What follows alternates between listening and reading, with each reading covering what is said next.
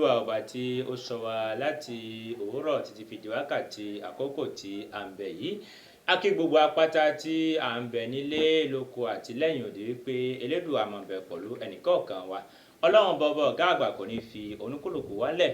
Gẹ́gẹ́ bí a ti ṣe mọ̀ wípé Sàtá Àkàndé ní gbogbo òwúrọ̀ kàbí dédé ọ̀sán a máa ń fúnra wa ní ìmọ̀ràn lórí ẹ̀kọ́ bí a ṣe máa ń kíni gbà ní ilẹ̀ Yorùbá. Ní ọ̀sán ti tòní a ó tẹ̀síwájú nínú rẹ̀ tí a ó sì fúnra wa ní àlàyé bó ṣe tó àti bó ṣe yẹ, ṣùgbọ́n ká tó mi àlọ́ sọ fún Fáṣọlá Káyọ̀dé kí ó fi orin àti ìlù rẹ̀ fi dá wa lára yá ná.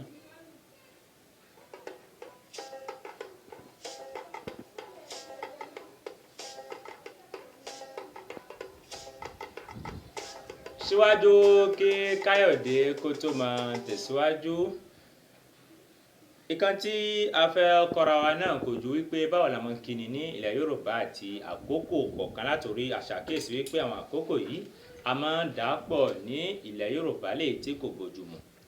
Gẹ́gẹ́ bí ìkan tí àwọn bàbá wa wọ́n kọ́ wa náà ni wípé tí bá ń lu dédé àkókò tí a mọ̀ sí aago 5:30 òwúrọ̀ títí fi di aago 6:00 òwúrọ̀, òun náà ni àkókò tí à ń pè ní àfẹ̀mọ́jú.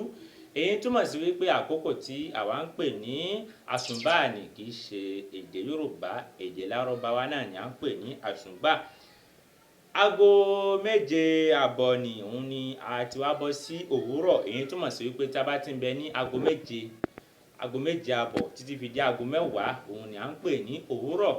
Tí a bá sì fẹ́ kíni ní àkókò ni kò ju ẹ kú òwúrọ̀ lọ.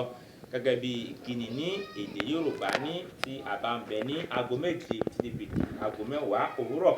Bákan náà tí bá wá lu aago 10:30 títí fi di aago 12 ni tí a bá fẹ́ kíra wa. A bá fẹ́ kíra wa kò ju wípé a kú ìyálẹ̀ta látorí àkókò ní tarí ni òun náà ni àkókò kan tí a mọ̀ sí ìyálẹ̀ta. Tó bá wá lu aago 12 títí fi di aago 4:30 àkókò ni òun náà ni a ti wọnú ọ̀sán. Tí a bá sì fẹ́ kíra wa lọ́sàn kò ju ẹ káàsán lọ gẹ́gẹ́ bí nǹkan tí àwọn bàbá wọn kọ́ wa ní àsìkò àtijọ́. Kíní yìí ó jẹ́ nǹkan kan tí a gbọ́dọ̀ mọ̀ ṣe kíni, a gbọ́dọ̀ mọ̀ mú lò, kò yẹ ká fi àṣà àti ìṣẹ̀ṣe wálẹ̀. Tó bá ń lu dédé aago 4:30 títí fi lọ lu aago 7:30 àsìkò ni a ti wọnú ìrọ̀lẹ́. Ìrọ̀lẹ́ ni à ń pe àkókò ni. Tí a bá sì fẹ́ kíra wa ń pe àkókò ìrọ̀lẹ́ náà ni a máa ń sọ ní aago ṣe kí ó bá ti lu aago 4:30 títí fi di aago 7 àṣálẹ́. A bá fẹ́ kíra wa wípé a kú ìrọ̀lẹ́. Ká tó máa tẹ̀síwájú a sọ fún Káyọ̀dé wípé kó tún ṣe kíni kó tún fún wa lórin díẹ̀.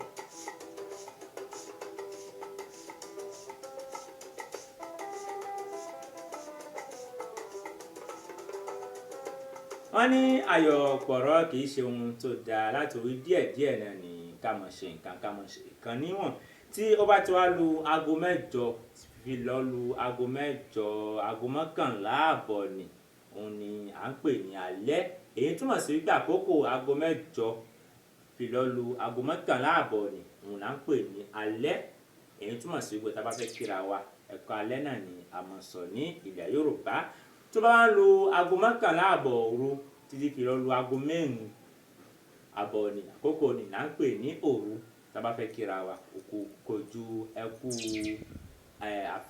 kú òru kàbí tí ẹnìkan bá ń bẹ pẹ̀lú wa tí a bá ń bára wa ṣe títí ó fi lọ lu àwọn aago tí à ń sọ ni a ó kíra wa wípé a kú àjìn òru gẹ́gẹ́ bí a ṣe máa kíra wa ní èdè Yorùbá.